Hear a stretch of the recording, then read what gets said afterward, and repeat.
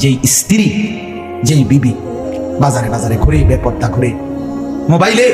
সারাদিন রাত পড়ে থাকে, স্বামীর পবিত্র আমানত, নিজের ইজ্জত, নিজের সতীত্ব নষ্ট করে, পরকীয়া, ভিন কোনো পুরুষের সাথে অবৈধ কোনো সম্পর্ক করে, তার মতো অসভ্য, নির্লজ্জা, বেহায়া, অসভ্য নারী আল্লাহর জমিন আর কেউ হইতে পারে না। তোর জন্য বেটি, তোর ছেলেটার জন্য, বাচ্চাগুলোর জন্য এই ছেলেটা, এই পুরুষটা আজকাল 6টা বছর, 8টা বছর, 12টা বছর বেটা বিদেশের জমিনে পড়ে আছে, আর বিনিময়ে তুই নিজের জিন্দেগি নষ্ট করে দিলা, স্বামীর পবিত্র আমানত নষ্ট করে দিলা তুমি।